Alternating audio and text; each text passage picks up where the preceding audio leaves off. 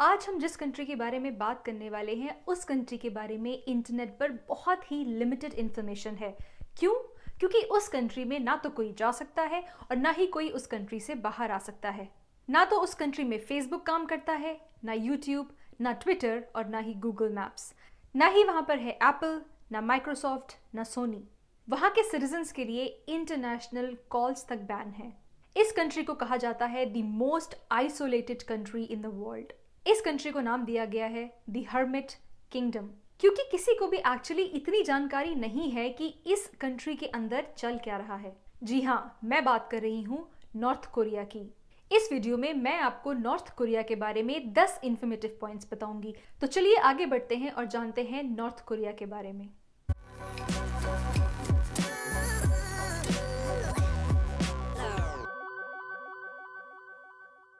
Number 1 पे आता है ज्योग्राफी।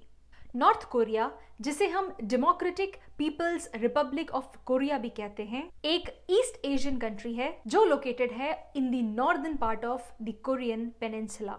ये कंट्री बॉर्डर करती है चाइना एंड रशिया के साथ in the north, south Korea के साथ in the south, with a heavily fortified border जिसे कहा जाता है DMZ, यानी कि demilitarised zone, separating south Korea from north Korea. इस कंट्री के वेस्ट में पड़ता है येलो सी एंड कोरियन बे और ईस्ट में है ईस्ट सी या सी ऑफ जापान। इस कंट्री की कैपिटल सिटी है प्योंगयांग। ये एक सेल्फ गवर्निंग सिटी है and it is the largest city in North Korea. North Korea divide किया गया है 9 एडमिनिस्ट्रेटिव प्रोविंसेस में और किम जोंग उन यहाँ के करंट सुप्रीम लीडर हैं। पॉइंट नंबर 2 पे आती है नॉर्थ कोरिया की हिस्ट्री। नॉर्थ कोरिया की जो हिस्ट्री है वो साउथ कोरियन हिस्ट्री से बहुत ज़्यादा सिमिलर है। अगर आपने मेरे साउथ कोरिया के ऊपर 3 वीडियोस देखे हैं तो आपको साउथ कोरिया की हिस्ट्री के बारे में ऑलरेडी बहुत सारी नॉलेज होगी। अगर आपने मेरे वो वीडियोस नहीं देखे हैं तो मैं आपको रिकमेंड करूंगी कि मेरे चैनल के थ्रू आप वो वीडियोस ज़रूर देखें। साउथ कोरिया की तरह नॉर्थ कोरिया की हिस्ट्री भी डेट बैक करती है 2333 BCE में। डांगिन वेंजियम ने कोरियन पेनिनसुला की खोज की थी और उन्होंने इस जगह को नाम दिया था गोहोजोन। उसके बाद यहाँ पर आई हैन डायनेस्टी। 1910 में जापान ने कोरिया को अपने एम्पायर के अंदर ले लिया और 1945 में वर्ल्ड वॉर 2 खत्म होते ही जापान के सरेंडर के बाद कोरिया को मिला उसका अपना इंडिपेंडेंस और तब जाकर ये कोरियन पेनिनसुला डिवाइड किया गया 2 अलग अलग पार्ट्स में, जिसमें से एक बना नॉर्थ कोरिया और दूसरा बना साउथ कोरिया।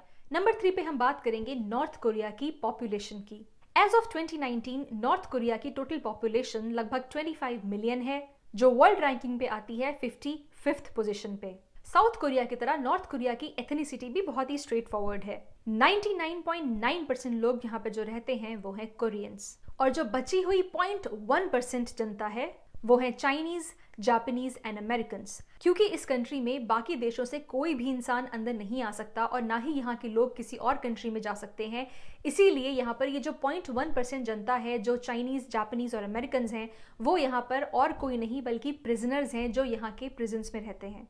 नंबर 4 पे हम बात करेंगे नॉर्थ कोरिया के रिलीजन्स की। वैसे तो नॉर्थ कोरिया को एक एथीस्ट कंट्री कहा जाता है, यानी कि यहाँ के लोग किसी भी तरीके का रिलीजन फॉलो नहीं करते हैं, लेकिन किसी भी तरीके का ऑफिशियल डेटा नहीं है जो ये बात प्रूव कर सके। नॉर्थ कोरिया में रिलीजन फॉलो करने पर भी बहुत ही स्ट्रिक्ट गवर्नमेंट रूल्स लगाए जाते हैं। कई सारे ऐसे फॉरेन रिलीजियस ग्रुप्स हैं जो क्लेम करते हैं कि नॉर्थ कोरिया में अगर आप कोई फॉरेन रिलीजन फॉलो करते पकड़े गए तो आपको फांसी की सजा भी दी जा सकती है। पॉइंट नंबर 5 पे हम बात करेंगे नॉर्थ कोरिया की लैंग्वेज की। क्योंकि नॉर्थ कोरिया में मेजॉरिटी ऑफ पॉपुलेशन कोरियंस की है तो वहाँ की ऑफिशियल लैंग्वेज भी कोरियन है। पॉइंट नंबर 6 पे हम बात करेंगे नॉर्थ कोरिया के टोटल एरिया की।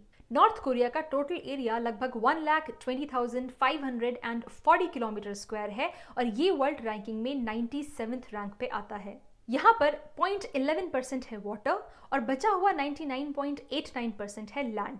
साउथ कोरिया की तरह नॉर्थ कोरिया में भी 80% जो लैंड है वो है माउंटेन रीजन।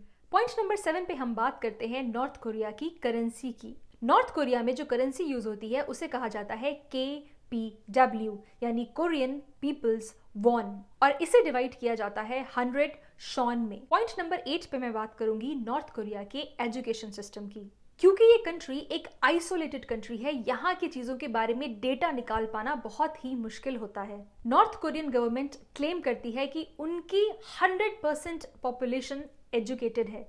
खैर ये डेटा कितना सही है इस बात का पता तो हम नहीं लगा सकते, लेकिन नॉर्थ कोरिया की एजुकेशन से रिलेटेड कुछ और पॉइंट्स हैं जो हमें पता चले हैं, जैसे कि यहाँ पर सोशल साइंस स्टडीज बच्चों को नहीं पढ़ाई जाती है स्कूल में, और यहाँ पर ग्रेजुएशन के बाद मिलिट्री सर्विसेज की ट्रेनिंग लेना सबके लिए मैंडेट माना जाता है।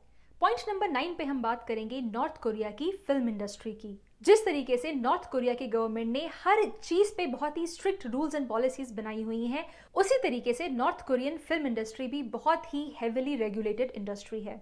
सिनेमा नॉर्थ कोरिया में एक बहुत ही अनपॉपुलर एंटरटेनमेंट माना जाता है। वेस्टर्न प्रोडक्शन की जो फिल्म्स हैं वो नॉर्थ कोरिया में सिर्फ बहुत ही हाई रैंकिंग पार्टी मेंबर्स को प्राइवेटली अवेलेबल कराई जाती हैं और कॉमन पॉपुलेशन इन फिल्म्स को एक्सेस नहीं कर सकती। कहते हैं 1997 में रिलीज हुई टाइटैनिक मूवी को नॉर्थ कोरिया में स्कूल्स में दिखाया जाता है बच्चों को ये बताने के लिए कि ये है वेस्टर्न कल्चर, ये है वो कल्चर जो नॉर्थ कोरिया के बाहर कंट्रीज फॉलो करती हैं। इसके अलावा एक आध ही कोई ऐसी वेस्टर्न मूवी आपको मिलेगी जो नॉर्थ कोरियन बॉर्डर्स के अंदर स्मगल की गई है और वहां के लोगों को इसका एक्सेस है।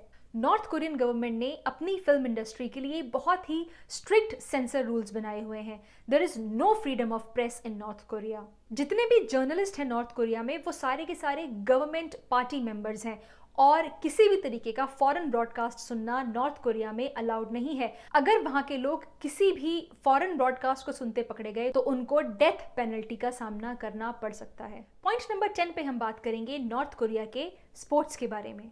नॉर्थ कोरिया के 6 फेमस स्पोर्ट्स हैं: football, basketball, boxing, table tennis, gymnastics and marathon.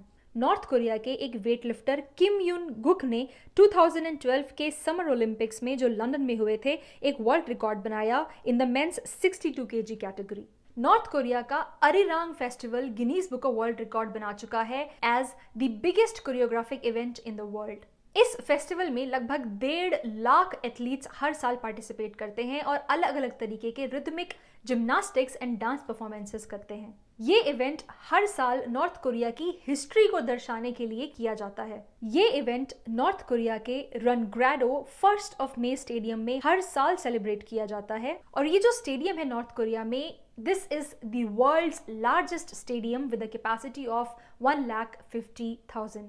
तो ये वो 10 पॉइंट्स थे जो मैं आपको नॉर्थ कोरिया के बारे में आज मेरे इस वीडियो के थ्रू बताना चाहती थी। आई होप आपने इस वीडियो से कुछ नया सीखा होगा आज। अगर आपको मेरा ये वीडियो अच्छा लगा तो इसे लाइक करें, शेयर करें और इस पर कमेंट करके मुझे बताएं कि आपको ये वीडियो कैसा लगा। मेरे चैनल को सब्सक्राइब करिए और नोटिफिकेशन बेल जरूर बजाइएगा ताकि आने वाले मेरे वीडियोस की नोटिफिकेशन आपको टाइम पे मिल जाए। इसी तरीके से मैं आने वाले वीडियोस में आपको अलग अलग कंट्रीज के बारे में ढेर सारी इन्फॉर्मेशन देती रहूंगी। तब तक के लिए thank you so much and have a good day.